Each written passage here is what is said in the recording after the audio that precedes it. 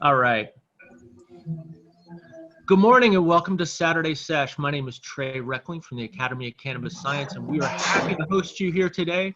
Saturday Sesh happens the first and third Saturday of every month, and it's a relatively new endeavor, but we've been pleased to have our friends from the cannabis industry, some people who have become our friends from the cannabis industry on as guests.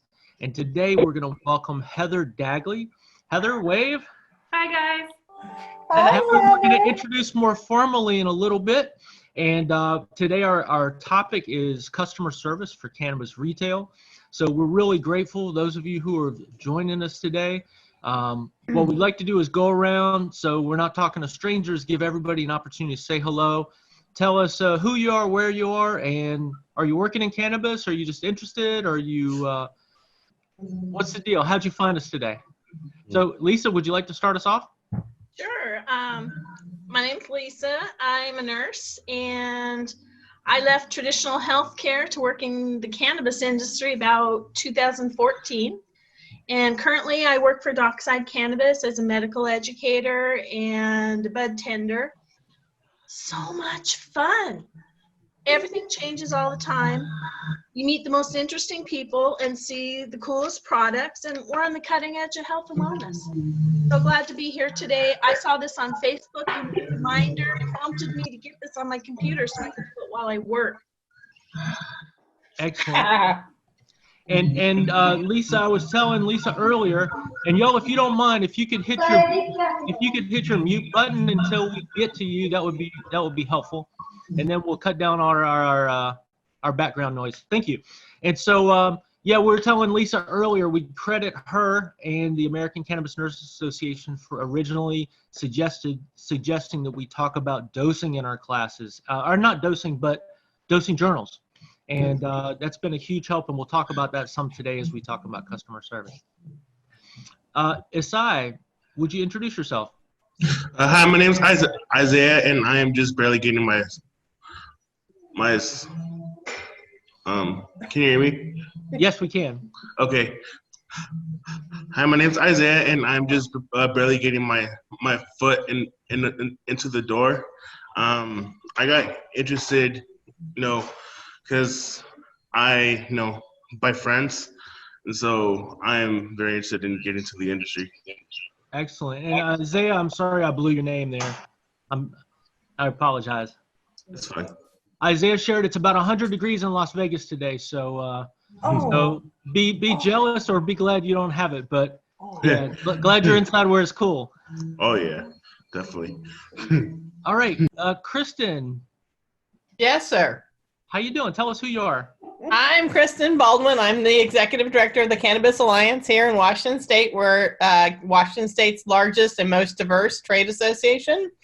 And I came from outside the industry, so I'm taking Trey's class and learning a ton and working with Heather, and I'm pretty excited about what Heather's going to talk about today. And then Heather and I are working on we have a meeting on Monday to talk about creating a whole video series on how to interview and how to write a resume for this industry specifically. And then we're going to have, and Trey knows this, we're going to have a virtual job fair this summer. So we're working our way to making, and I'm pretty excited about it because it's a great way to bring people from outside the industry into the industry and then give them a little bit of tips. So thrilled to have Heather here and thrilled to be in this class.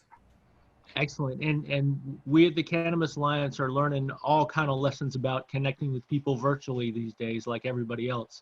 Oh, yeah. So Kristen has really helped to turn us on to some cool virtual conference stuff. We're going through some virtual conference stuff. They'll be promoting the Cannabis Summit in September, which we'll make sure everybody here on the line knows about, because this year, unlike other years, you don't have to be near Seattle to enjoy it. And we're going to attract all kinds of talent this year. So, Kristen, we probably should give you some room for that. Maybe even let you guest host with us one Saturday and talk about that as it comes up. I'd be happy to. And by the way, Mary and Kim on Monday are going to be my guinea pigs on the platform we're going to use, because Trey and I looked at a platform and really, really loved it.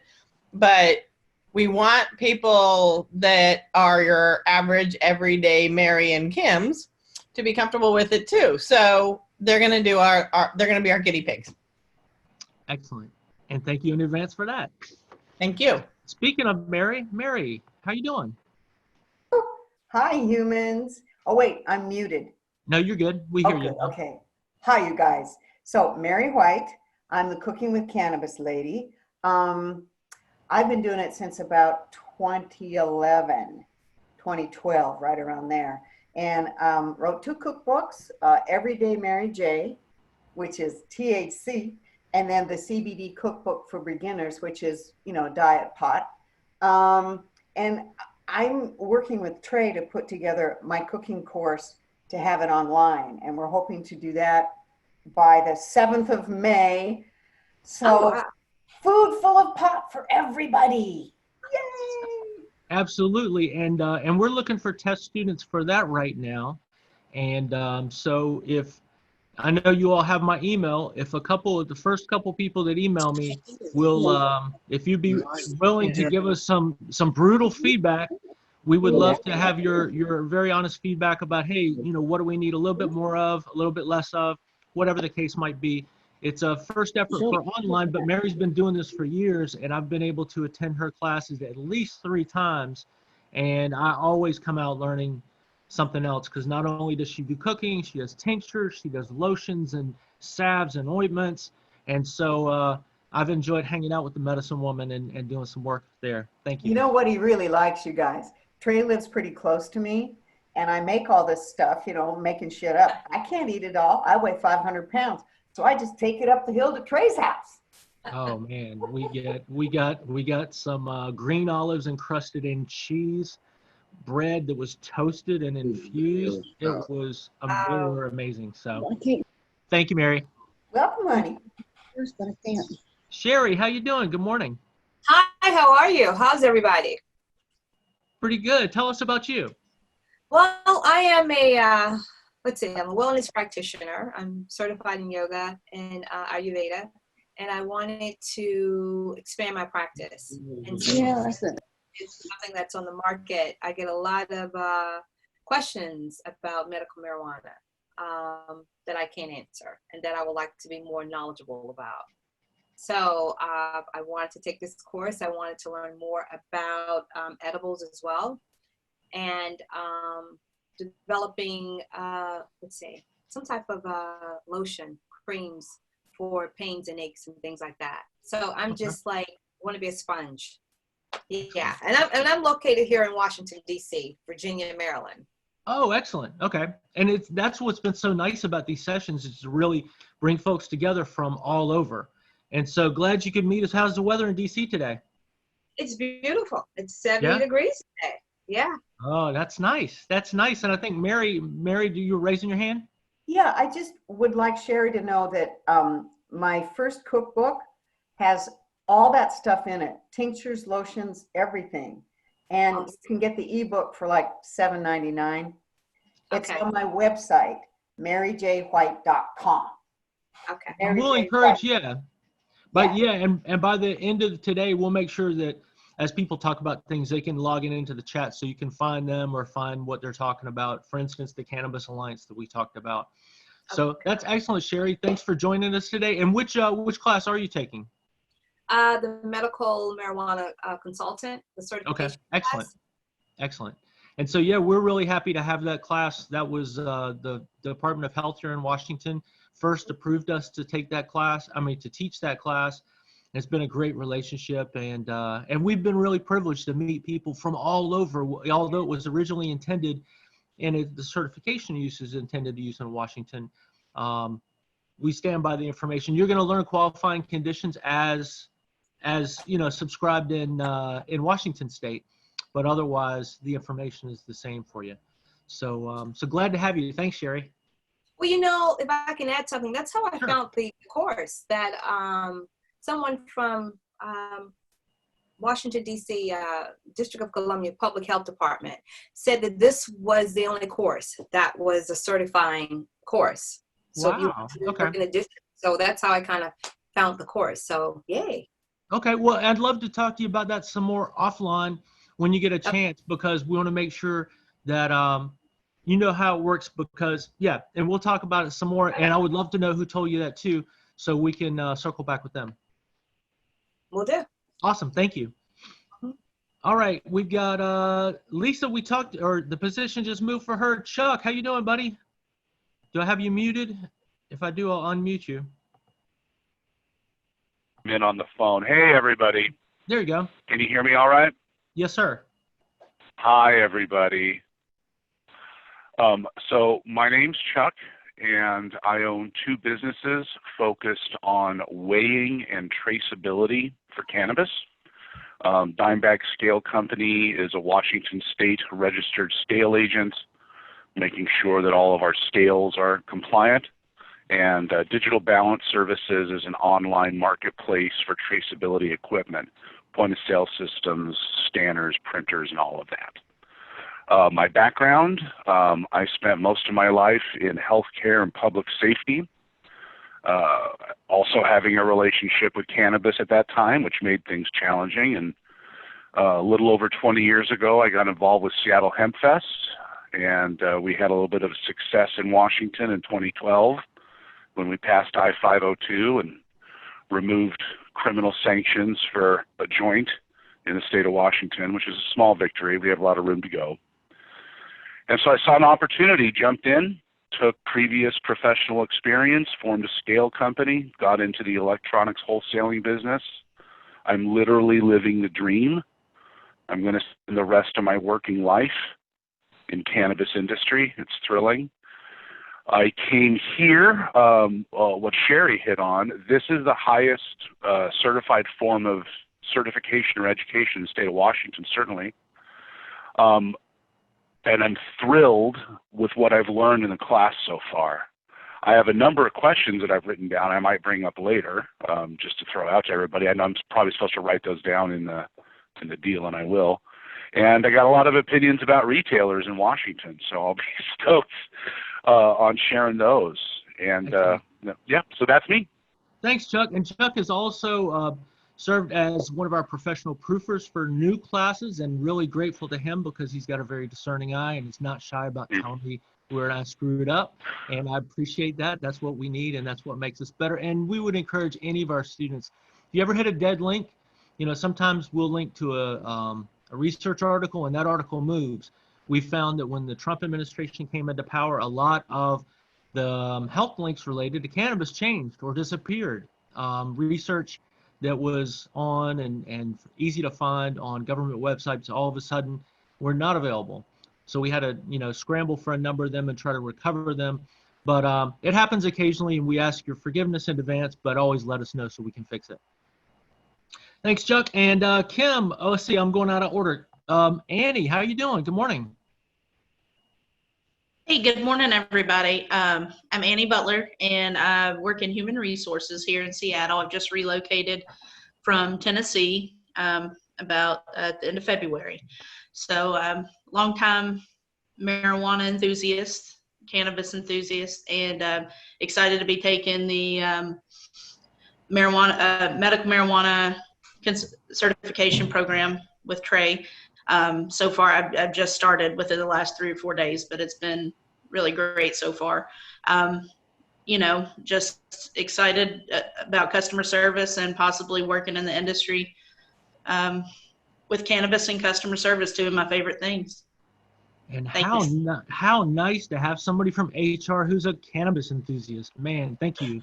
Yeah. We need, you know, Thank you. how many times have y'all worked for an employer who did not have an open opinion or a open mind about that sort of thing? And how many people have lost their jobs or had to pee in a cup for some silly rule? So that's the sign of the times and change. So thank you, Annie. Shirley Reckling, I know who this is.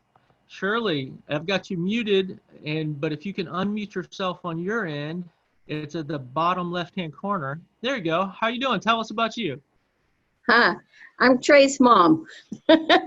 And we live and John's here too, and we live in Greenville, South Carolina. That's and awesome. What he's you know, involved in. It's really nice. Shirley, we're going to need your email address so we can get all the good stories. Yeah, Shirley, we want the dirt. We want dirt. Mhm. And baby pictures. We want baby pictures. God, yes. Yeah, when he had hair. Had a lot of hair.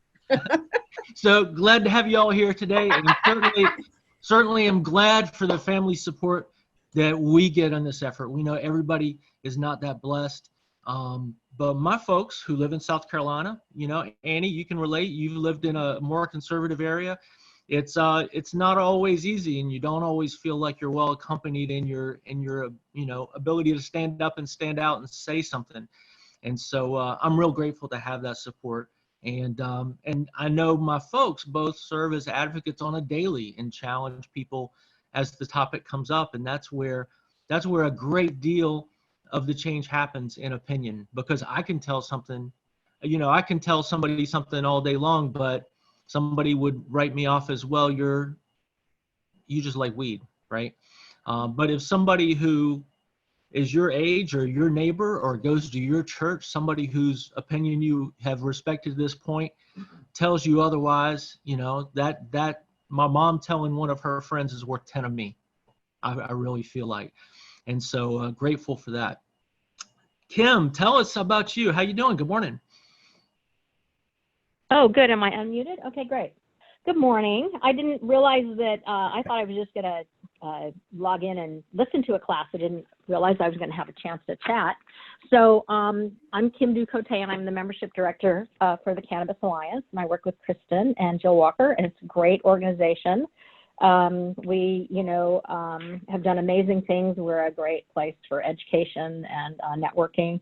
And, we really are dedicated to the advancement of a vital, ethical, and sustainable cannabis industry. And the sustainable part is really important to me because I'm actually, in my real world, an environmental consultant. So I work on a lot of different environmental type projects, a lot for government and for business. And so that's one of the reasons I wanted to explore the cannabis industry. Well, I'm a huge, advocate of cannabis, and I am just very passionate about the plant and think it can do a lot. But I thought that maybe some of my environmental background could help in the industry. What I did find is the industry is pretty green on a variety of levels anyway, so that was very enlightening. I should have known, but yeah. It's a great place. So, and I think one of the other reasons I really am passionate about the work a lot of us are doing is that I work in an industry that drug tests, and I've had to pee in a cup, and I've had to not smoke for years because of jobs I've had. So in the industry. So, those are just some important things about me. And yes, come to the Cannabis Summit and come to our meetings. We have a meeting the second Thursday of every month at noon. And we now, of course, we've been live streaming for years, but now it's even, even more timely. So now we only live stream. Thanks for this venue. And I wanted to mention to Mary, I live really close to you too, if you need to get rid of some of that food. I'd be happy to come and get it. Okay. My dog and I love to go walking down by the beach. And Kim has given hours and hours of her time as a volunteer to the Cannabis Alliance. And Sherry and Isaiah, although you're out of town from us, like Kristen mentioned, these meetings are being streamed now. So if you go to the Cannabis Alliance, and I'm sure Kristen would be happy to post it up here in a little bit, but the link for our events page at the Cannabis Alliance, right now those are streamed. Like Kim mentioned, those are the second Thursday of every month. And it's a great opportunity to network, to be in the room with licensees from all over our state. And although regulations are different, you'll find the business, the challenges, the heartbreak are the same in both places. And if you can learn from somebody else's mistakes, boy, do it. It's less expensive that way. So anyway, sure. We welcome you all to the family. Thanks for being here today. We wanted to, before we get to Heather, and Heather, thank you for being patient. We wanted to remind you that now we're in May. If you are an outdoor grower or you choose to be this summer, Isaiah and Sherry, I believe in your states you're allowed to grow, home grow. If you're, depending on, where you're living and that sort of thing. And And in Washington State, those of you who are patients can grow. So now's the time to think about what your situation is going to be. Don't wait till June to buy your seeds, to sprout your seeds. Here's an example. We started doing a lot of autoflower cannabis. I don't know if you can see that real well, but this is a lowrider kind of thing. This is actually Amnesia Haze. These autoflowers are not dependent on light cycle. And so because they don't depend on light cycle and they're originally crossed with a more ruderalis type genetics, they're designed to finish early. So you can go from seed to crop, to finish your crop in about 65 or 70 days. So that means if you start some seeds inside, you start your autoflowers inside now, then you can have your babies ready to go out early June outside on your porch or wherever is a secure environment.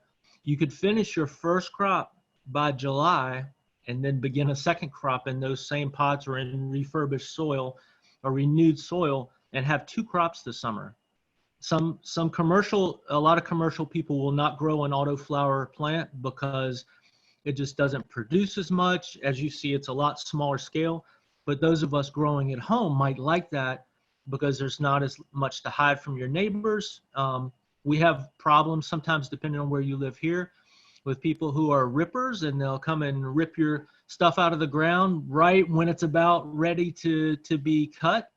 And that's not the case in all ways, but you know, no matter where you are, some people will take advantage and want you to do the work for them. So this way you can keep it more secured and keep it, you know, to yourself, since you've done the work and you want to take care of your medicine. But think about your seeds now. You can buy seeds to be shipped to the U.S. from Vancouver. You can buy from Oregon and California. And so if you have any questions about that, we're happy to help guide you. And we do teach a class. I'm not trying to make a commercial for that, but we do teach a class on how to grow cannabis. Of course, there's a lot of advice online. Always double check your stuff, double check your resources, but it's a lot of fun. It's a great way to get to know the plant, and you're gonna fuck up a few times, but that's, you know, no better way to learn. But it is a weed, and if you can grow tomatoes, you can grow cannabis. Especially autoflower, you don't have to worry about the tricky about adjusting those light cycles or timing your season as much, because they're gonna flower when they want to, and they're gonna do it quickly. So yes, Mary, what you got? I just want to bring the autoflower that you never want to transplant them, you know, unlike your regular cannabis. You start them in the pot, which is going to be their forever home. And mine are already growing outside, these little fuckers. They're just about that big, but they're like, yeah. That's great. So, yeah, they do. Because the growing season is so short, they need every minute. So that's why you don't transplant them, because it does shock them a little bit and you lose a few days growth, and as a result, some weight of your harvest. But like I said, if you haven't done it, this might be your season. Think about it. And we're happy to advise you. If you go to buy seeds generally cost closer to $10 a piece, which sounds expensive, but you figure if you buy feminized seeds, then everything in the pack will be a female. Males are trashed in this industry typically. You can, because they cross, and then you have seeds, and anybody who's ever bought weed with a bag of seeds knows that's a pain.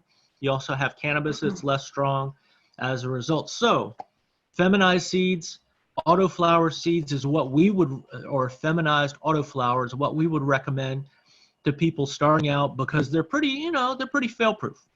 Not to say that you can't fail. I've failed plenty. I showed you a good plant. So Heather, thank you for being patient. We want to welcome Heather. Heather is the operations manager at House of Cannabis in Tacoma. And I'm going to unmute you now. I didn't really do you justice. Tell us a little bit more about you, where you're from, and how you got into this crazy industry. Yeah, hi guys. Well, first of all, Trey, thanks so much for the invite to come on and talk today. Like Annie said, it's so nice to be able to pair customer service and cannabis. These are honestly two of my passions, and I'm just honored that I'm able to build a career in this now. When I first found cannabis 14 years ago now, I never thought I'd be able to build a career in cannabis, and here I am. And I'm also living the dream, just like Chuck, so it's great. I have been working as a bud tender and operations manager for 8 months now at House of Cannabis. It's in Tacoma near the Tacoma Mall, and we've also got 2 stores on the east side of Washington State. And I also have my own cannabis wellness blog called Bud and Blossom, and I started that at the beginning of 2019. And long story short, basically what got me into cannabis is cannabis has helped me in my personal life in so many ways, especially when I went through some corporate burnout and grief in my mid-20s. So I decided that I needed to alter my career goals and jump with 2 feet into the cannabis industry and help others. And I'm so glad I did. Never look back. Excellent. So you've worked in other professional situations and outside of cannabis. So talk to us. We want to talk about customer service today. It's a new class for us that we're teaching, but even if people aren't enrolled in that class or had any specific training, we're going to talk about how it's the same, and then how it can be entirely different. So could you talk to us about your early days? How did cannabis line up with your experience, and how was it completely new? Absolutely. So yeah, I've been in some form of customer service really throughout the course of my career. I've worked as a barista at Starbucks before. I worked in the chemical industry where I was a customer service manager. And when I was in college, I sold jewelry at a boutique in Seattle. So now that I'm a bud tender, I'm able to recall how I'm pulling some tips and tricks that I learned from all of that professional experience, and I'm incorporating it into my role now. So some things that are the same in any customer service, you're going to want to orient to your customer and their way of talking, right? So if they're a very relational person, you're going to want to be emotive and relate and listen and have maybe more of a personal conversation. But if they're more of a task-oriented person and it's clear from their demeanor and maybe their hustle that they just want to get in and out, you want to have a quick conversation. So a lot of those same customer service 101 tips and tricks, I guess, still apply. Personalization is also another big one. Working at Starbucks, everybody actually takes the time to understand what a customer's name is and write it on the cup. And that's something that costs Starbucks, thousands of dollars every year to take that time to do. But it's important because customers come back when they feel that personal connection.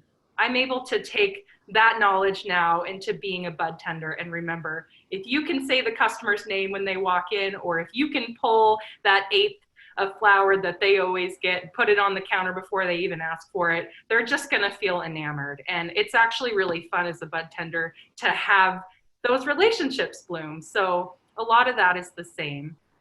But to your point, Trey, there's a lot that is different in cannabis retail. There's a lot of things that you can't say. And so there has to be careful language used. I have to be more careful in the way that I promote products than I did in, say, other industries. Bud tenders are not medical advisors. They're not medical practitioners. And so we can't promise that a product will work, for instance, and we certainly can't diagnose. So what I'm doing right now is I'm actually going through a medical marijuana consultant certification as well, just like many of you all are. And so that's been helping me to hone my own understanding of what I can and can't say behind the counter. Help us talk to us a little bit about the new customer, because depending on where you are, some people will be working in a retail shop and they have tourists all day long. Others are in more neighborhood shops, but both stores are going to get the brand new consumer, somebody who's grown up with prohibition or prohibition thinking. How do you help somebody who's brand new walking in the door, maybe intimidated, anxious, etc.? Great question. So there's definitely an element of wanting to be enthusiastic, professional, anything that helps build trust in that instance. So, you don't want to be too lackadaisical. You want to be able to build trust in this industry and showcase that we care about customer service, maybe even more than other industries. You've got someone here behind the counter that wants to help you. And then what I typically do is just start asking questions, broad questions, and then maybe get a little more tailored as the transaction continues. But I'll say things like, what brought you in today? Just something that's disarming and allows them to open up and indicate maybe what they're going through right now, or why their curiosity has even been piqued in cannabis. And from there, I'll start to ask more and more narrow questions to get down to the product selection that's actually going to help them. My mom is a middle-aged woman, someone who is, I'm still, trying to convince her that cannabis is an okay way for people to pursue wellness. So a lot of times I'm actually putting her in my brain and pretending that I'm talking to my mom. Okay, and fair enough. And to follow up, you said product selection. I think it's real exciting the first time you walk into a cannabis store and people who are used to their man, their plug, their woman showing up and having, back in the day, you called somebody for weed and they would show up and you would get what they had. You might have 2 choices, might have 3 if you were lucky. But now we walk into a store and there are literally thousands of products. And that's just so overwhelming. How do you help people to narrow the scope? Because, if I had enough money to try it all, I might, but that's not the case. Yeah, it's kind of like a puzzle. It's like a game as a bud tender. Considering that we have hundreds of products on the shelf, we've got a new customer walking in.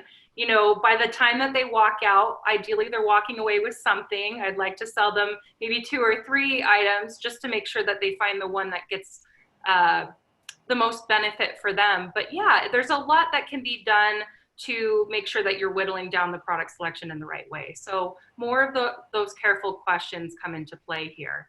And I like to tell bud tenders and bud tenders that I'm training on my team, when you're asking these questions, you need to actively listen. It's not just about what's communicated, but make sure you're understanding the full concept of what that person's going through right now. So I might ask if they're comfortable with THC. If they don't know what THC is, you've gone to explain this is actually the compound within cannabis that is known to be psychoactive. It can help when combined with CBD. What have you tried in the past and what have you liked for your body, if anything?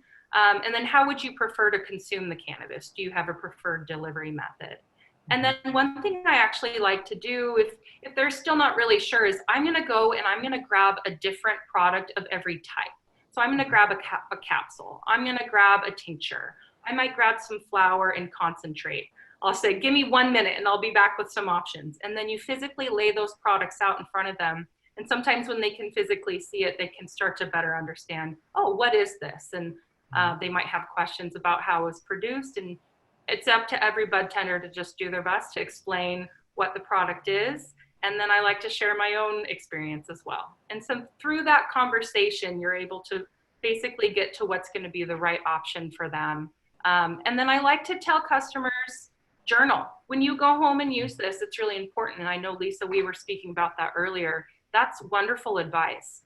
Everybody has bio-individuality when it comes to cannabis. So the cannabinoids are going to react maybe differently for each individual. So it's up to that person to take control and understand what their experience is. And then I invite them to come back. Let's chat when they've tried it, and we'll see if we need to tweak it all. Yeah, the dosing journals are very important. And like we were talking about right before the call officially started today, we credit Lisa, who's on the call today, and a member of the American Cannabis Nurses Association, who told us years ago, almost 5 years ago now, she said, look, whatever you're doing while you're developing this consultant class, make sure you include dosing journals because they just need to. The regular person or the person not using cannabis, not regular, but the person not using cannabis can easily forget stuff, and the person using cannabis can maybe even more easily forget what they bought or how they used it, under what conditions, what time of day, what benefit it caused them.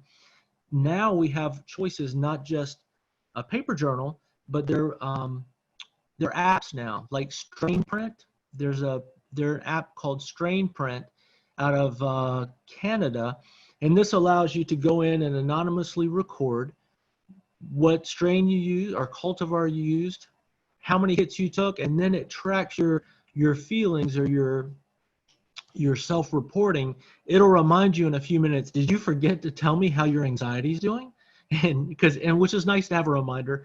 And then you go in and then select, how you feeling and how it improves. And then it provides a list for you. So you can say, hey, look, I was trying to deal with insomnia, anxiety, and stress. And so as you develop a record, it will show you, look, you told me your best results for stress were from this Afghan Kush you were using. And that, you know, and so you can not only have a data point for yourself, but your health providers, something to share, some real data to share back with a health provider. So sorry to go on that tangent, but I think that's really important. Didn't want to skip over that. Talk to us a little bit. You said based on your experience, and I think the experience of bud tenders is very interesting because under the best scenario, you get a chance to try a lot of stuff. Do you, and House of Cannabis, and Lisa, feel free to chime in as well, because I know you get to do this work too. Do you have an opportunity to use the products? A lot of times in our market, producers, processors are allowed to bring in samples for employees.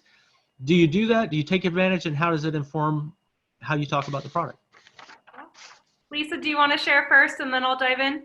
Oh, sure, because plenty of times I'm sampled something that isn't in my personal wish list, you know, and I'm often pleasantly surprised.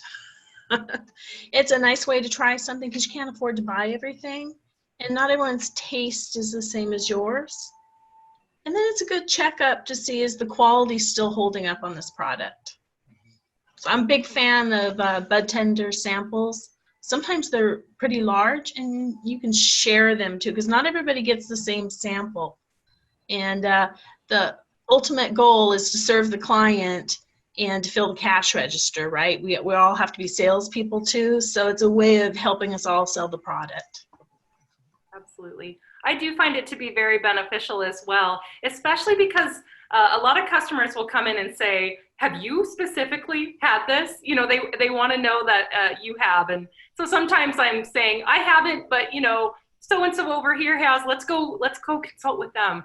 But it is a really nice way to experience more breadth. Like for myself, I tend to go for more of the uplifting strains with more limonene and, you know, quote unquote sativa leaning strains, because I like to accomplish and I like to write and get a lot of things done around my house.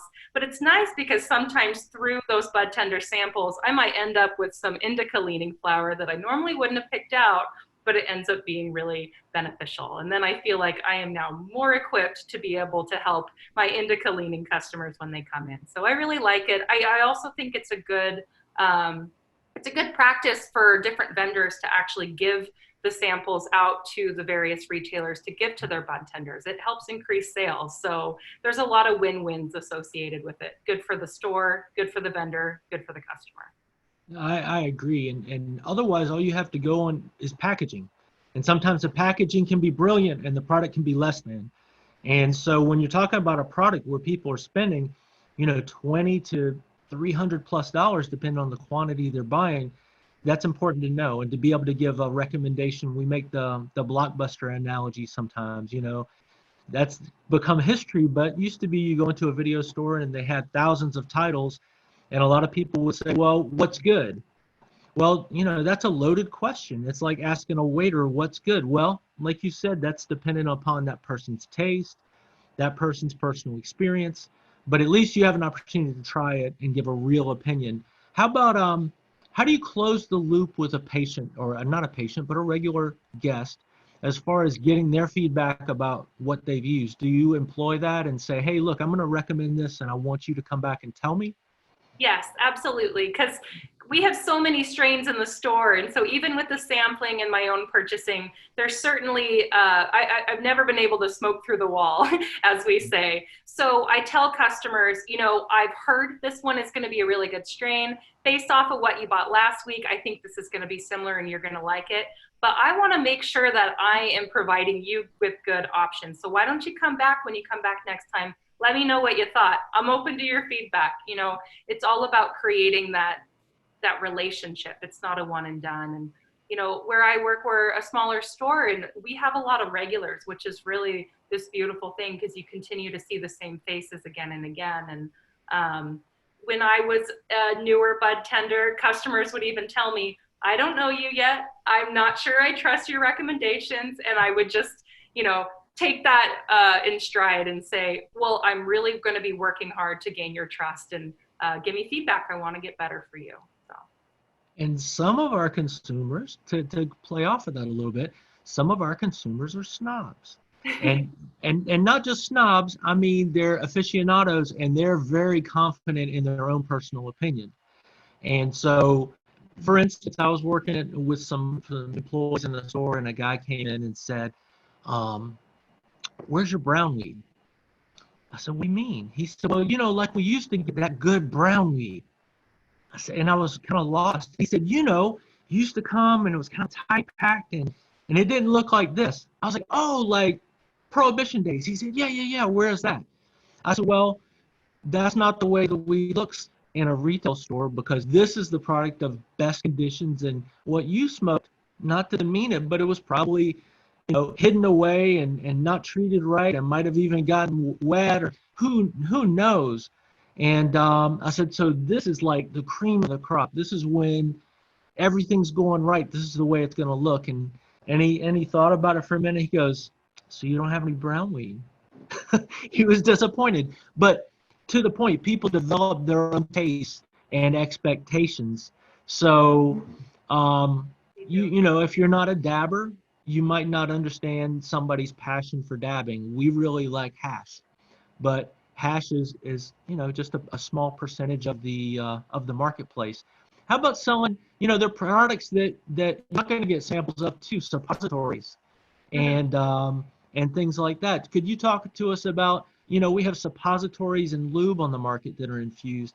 How do you work with bartenders to not be shy and not giggle? And not that you would giggle, but how do you have serious conversations about people's serious needs and make sure that you're not skipping over those because it's a hard conversation? Yeah, that's a good question. We haven't had suppositories yet in our store, although, side tangent, I have been learning quite a bit more about them through my certification, and they seem to be, you know, a wonderfully viable medicinal product for people. It's fast acting. We do have lube in our store, and that was a recent inventory adjustment where we brought that on. And I know one bud tender, one of my peers, she did kind of have a hard time speaking to it when a customer asked, well, what will this do? And so, you know, we just kind of talked about the fact that, you know, you can always encourage someone to learn a little bit more about it online, but just speak to what you know. Don't share anything that you're making up, and just be as professional as possible. This is a business. We're here to make sure that our ownership and our retail store continues to have a positive reputation. And remember that this really could help somebody in their sexual health. So it's important that we speak to it and give it respect. Excellent.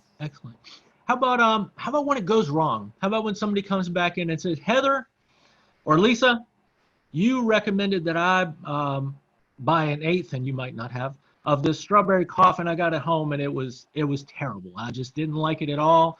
And we know the rules don't allow you to exchange or return a product. How do you deal with that? Yeah. Lisa, do you want to share and then I'll go in? We actually exchange products. No, you're on. Okay. We can hear you. At the end of packaging and receipt, and we have a 15-day window. We exchange products. But the first thing I do is apologize. Right? I'm so sorry that didn't work out for you. And tell me about your experience. I want to make that a more positive experience. And I learn about them too. It's that relationship. And if I sold them something or someone sold them something, and then they come back to talk to me about it, I want to be very appreciative. Right? That's my learning opportunity. And it happens a fair amount because we don't all have the same taste. Right. That's true. I love what you said, Lisa. It's all about like creating that positive and not to manipulate the situation, but you got to acknowledge in customer service, I'm sorry that you had a tough experience here. And then you jump into solution management, or like, how can we focus on the solution? Maybe getting them to identify to what specifically they didn't like about it. Well, I didn't like the pungent smell. Okay, so let's make sure that we choose a strain now for your next purchase that is not gassy. We'll get something maybe a little bit on the sweeter side. So it's important to listen to them specifically and make sure that what they walk out with this next time is better for them. And then again, invite that feedback loop to continue. Thank you for the feedback. That's an awesome point. we want to continue to get your feedback and make sure that you're happy. Sometimes just telling a customer that your intention is for them to have a good experience is all it takes for them to have a better experience. And I've got so many questions for you, whether like upselling and cross-selling and all, but I do want to make sure the people on the call, I don't want to hog your time, and I know you've got a wealth of information, so we want to open the floor a little bit here, see what questions people might have for you. We want to make sure after those questions, we give you an opportunity to talk about your blog, because that's really exciting, and I know that's been a great success, even though you've just recently started up. But what questions do we have from the floor, from everybody in the room? Yes, ma'am. Kristen. I have a question, Heather, and this is for purely selfish reasons. We're thinking about doing a bud tender event across the state where we deliver a product, and then would like to do like a smoke sesh or a edible sesh together, and be like a focus group for the producer processors. How do you think do you think that would be appealing to bud tenders, and two, how honest do you think they would be if they knew that the producer processor wasn't in the room and we could get some group think? Do you think that's a good thing to do, or is it everybody's experience is so different that it wouldn't be very meaningful? I think it would be beneficial. I mean, from the bud tender standpoint, they would all get to learn from one another. I think maybe throwing it out there that, we want good and positive or good and constructive feedback as well. Say what you feel. There's not going to be any repercussions on this. We're here to get feedback. And then the other thing that comes to mind, if it was an edible review, they might need to take it 1 to 2 hours before the actual discussion. Yeah. So, but I think that would be fun. And in general, getting people together to consume cannabis is just one of my favorite concepts. It always breeds good ideas from my experience. And so I think that'd be interesting. We should chat more about that. Yeah, I'm looking forward to we were talking about RSO, how you had to take it like 3 hours before, and apparently the big thing is to put a bunch on your tongue and see how high you could be. And we're like, okay, let's just have like a limit. Grain of rice size. Yeah. Grain of rice size on a cracker, not, oh, good God. Yeah. Get some sleepers. Yeah. Everybody would get on Zoom and fall asleep. That'd be awesome. Any other questions? Who else? Don't be shy. Hey, Heather, it's Annie. How have your sales been affected by COVID-19? Great question. They've actually been phenomenal. And 420 was in the mix as well since all of this has come online. We've definitely seen some, we graphed it, and there's definitely been some trends. So in the weeks where stay-at-home orders started to come about, early to mid-March, I would say, I think the week of the 20th, March 20th, that was the best week because people were understanding, I'm going to be in my home for weeks. I need to stock up.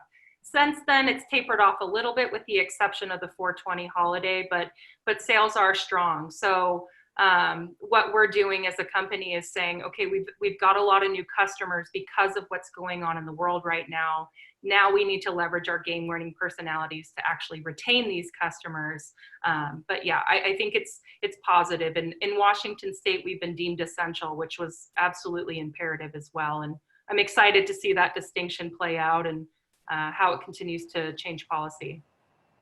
And boy, for people to be able to have access to clean, tested cannabis during these times, I know it's probably helping some people to really cope. We know there are people in the community who have serious anxiety issues, and now increasingly more reason for people to be really anxious about their jobs and their families. But daily, I'm grateful for those kids or families that are in dangerous situations regarding other substances, alcohol, etc. Hoping, if there's more cannabis in the mix as opposed to some of the other stuff, hopefully people would be safer. If we can make sure people have access to cannabis, that might make for a little bit more chill households in some cases. So, and then people who are by themselves too. We know this is very stressful. Yeah, thanks. Mary, and so I'm not in this alone. I'm here with my husband, and some people are going through this by themselves or going through it with their children, and I imagine either one could be a blessing or additionally stressful. So kudos to all of y'all who are balancing whichever side of that stress ball you got. Can I throw something out there? Please. So with this group of people, if we had not been deemed essential, I'm not sure if the industry in Washington would have survived. Yeah. 45 days with no stores locked. Mm-hmm. I think illicit market would have come right back. Yeah, we dodged a missile. Yeah, I think. You're right. I'm very, very, very thankful that happened. And as Heather speaks to, I've had an uptick in business. The producers and processors are very busy, and they're buying scales and adding packaging stations because they can't keep up. So, yeah, right on for us. Thank you. Absolutely. And we got to, like we can always continue to remind students and people we know, just because something has been deemed legal in your state does not mean the fight is over at all. And so you have to continue to stay engaged and because sometimes it's not politicians or rule makers being irresponsible. Sometimes it's just acting on the information they have. And if they don't know how you're being impacted, then they're acting blindly. And that's one of the things the Cannabis Alliance, sounds like a commercial today for Cannabis Alliance, but they've really been there for us. And whether it's the Cannabis Alliance or Sherry, Isaiah, another professional organization in your area, we really encourage you to get involved, because the insight you can learn from other people doing this is enormous.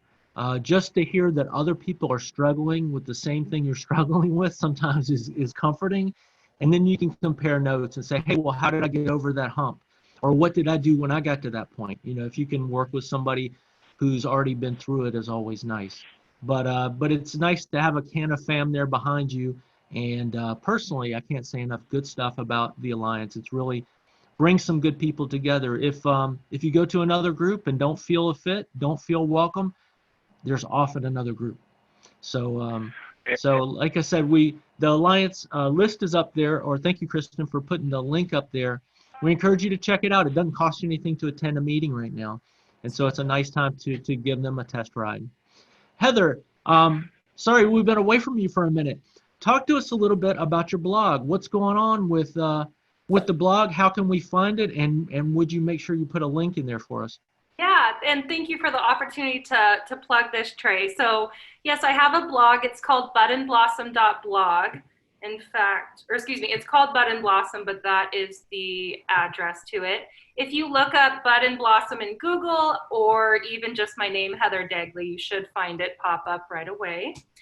So the whole intention behind this blog is that I wanted to share my understanding. When we smoke bud and when we do so intentionally, we're able to blossom into the people we have always intended to be.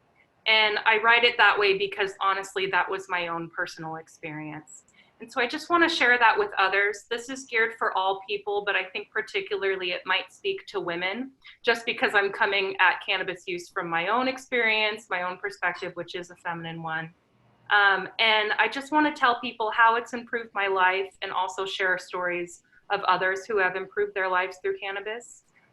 Speaking to what you were talking about earlier, Trey, the fact that people are going through a difficult time right now, I just want to highlight one of the posts that I recently put up. It's called 7 Ways Cannabis Can Help During Difficult Times.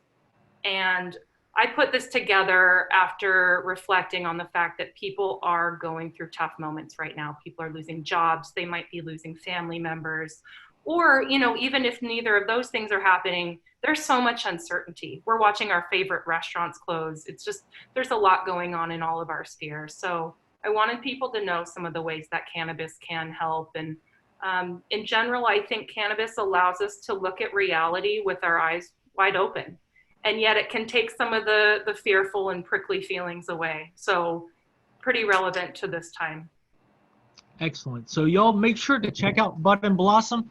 I know I've recently discovered it and enjoyed it, and you see how personable Heather is, And so she brings a lot to the table, and it's good conversation.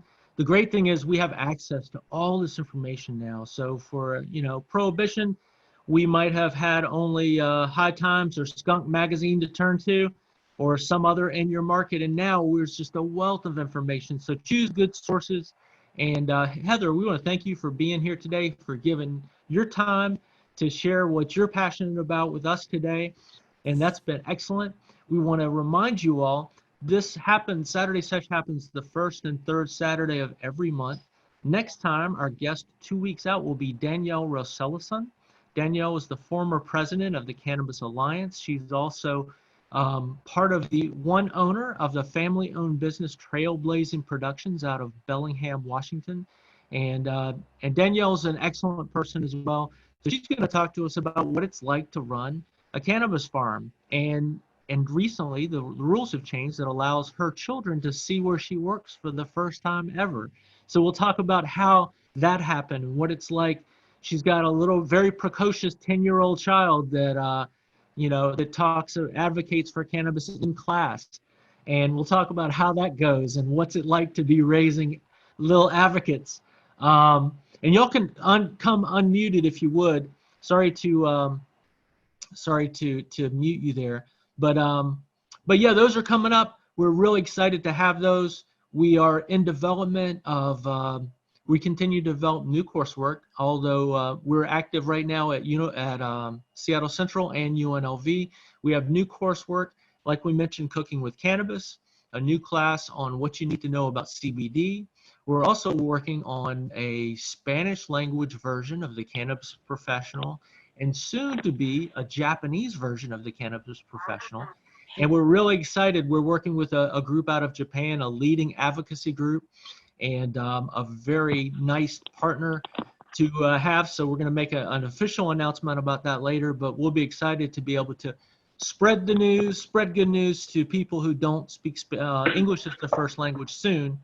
And we're just grateful for y'all. It's nice to have a wonderful cannabis family, and so we hope you feel included in what we do. All of our coursework is online, so naturally, it's not as high touch as a sit down in front of you class. So we wanted to make sure that you have an opportunity to see our face, to meet some of our friends, some of our other classmates, and we're grateful for you. So, any questions as we close up? I have a question. Yes, ma'am. I'm curious to know for, let's see, what's her name?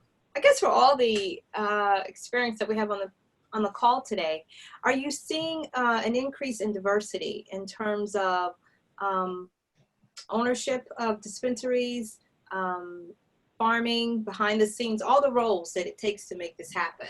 Have you seen like, I know there's been a lot of noise in the media about different legislation and where they are. So I'm curious to know, do you see the increase in diversity? Because I know that's kind of slow trickling in, but have you seen a little uptick in it? That's a great question. Kristen, you want to take that? I know you've worked hand in hand with some of those efforts, and you know some of what's going on locally. Sherry, to be honest with you, we're not where we should be. We do see a little bit of diversity. That was one of the things why we wanted to do a job fair, because we really thought, okay, because we're a closed system, and I think most of the states are closed systems where they have a limited number of licenses, and mostly they go out to people that are well funded. And it's really hard as a woman and minority owned business to get funding. It's hard whether you're in cannabis or not. It's just, they just don't get the funding that, sorry, close your ears, Trey and Chuck, white men do. White men get funding, women and minorities do not. And it's especially hard if you are a woman of color. If for some reason you just have two strikes against you, whether you're cannabis or anything. And so we as an industry are working really hard to figure out ways to create incubators. And one of the things that Trey and I are working on with a local college is to create a training program so that people will be going into management positions within the industry that then could create their own cannabis businesses themselves as the licenses come open. There's just not enough. There's just not enough support overall. So, yeah, and I say that because I was just getting into the business, wanted to really have a seat at the table into the business. Mhm. I am a consultant by trade. Yeah. I've been in consulting for about 10 years and understanding that business, especially here in Washington, D.C. in the federal space. Oh, yeah. And I've always sat at a table managing federal contracts, multi-million-dollar contracts. And I was, in my research in cannabis, I don't know why I was taken aback what I was, that Maryland, the state of Maryland had passed, I guess they had several hundred applicants. And out of the several hundred, they narrowed it down to, I guess, about 40 or 50 that they approved. And out of that, they had not one minority. Yep. Not one. Yep. And Yeah. I was like, really? Yeah. Yeah. Out in Maryland. That kills me. I mean, it's pretty appalling in Washington State.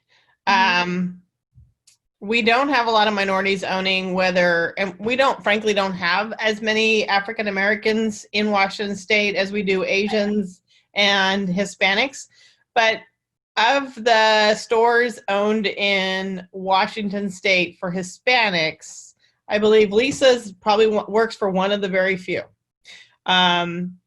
We started our own Latino bar section, or we started our own Latino section. I came from the law, so I always think of it as bar.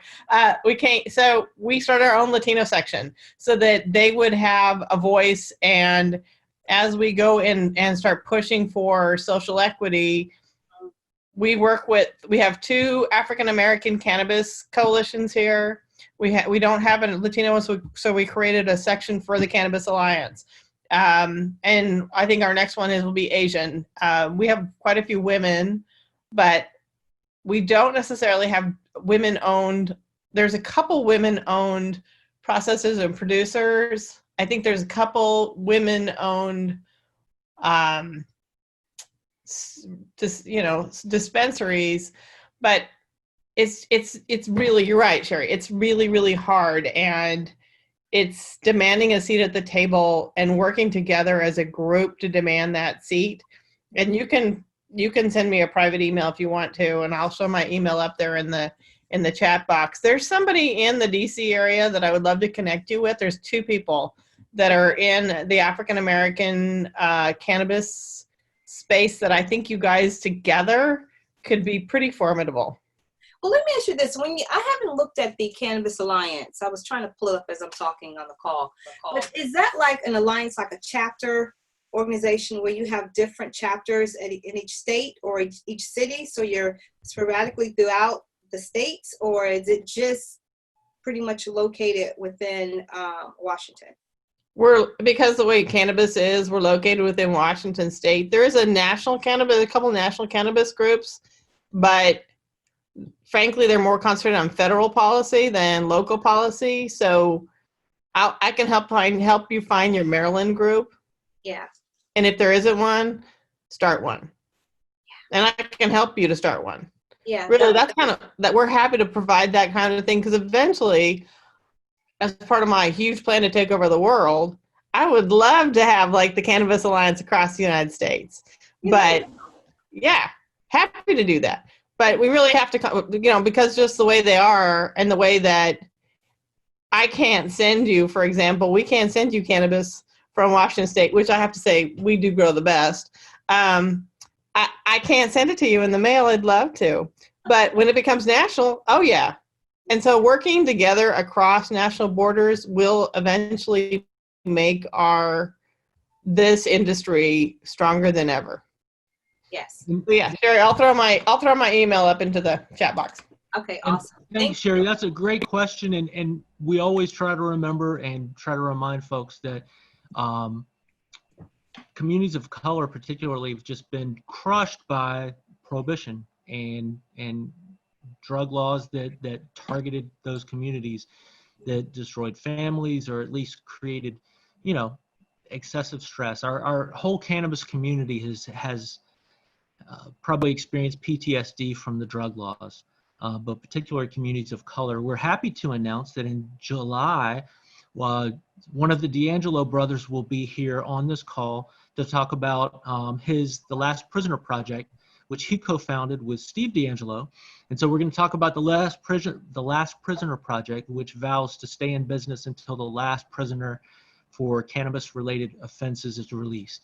So that announcement will come out later. We're still negotiating a date, but he let us know that he's happy to come and speak to us. So we're happy to have him. So thank you. If you have other ideas for speakers, we're happy to have you. Please follow us on Facebook and Instagram. We always post these on Facebook and Instagram under Academy of Cannabis Science. It's a group on there. We'd love for you to follow. That way you won't miss anything with us even after class is over. I want to thank you all today. We took a little bit longer than we normally do, but thank you for your time. We love you. Stay safe out there, and we hope to see you back for the next Saturday session in 2 weeks. Bye, everybody. Thank you, Trey. Thank you. Everybody. Thank y'all. Have a Great good to day. see y'all. Thank you. We're going to play some music Thank as we you. close. Thank y'all. Bye-bye. I'm going to save this file. Thanks, Trey. Appreciate it. Thank you all. Have a Thank good you. one.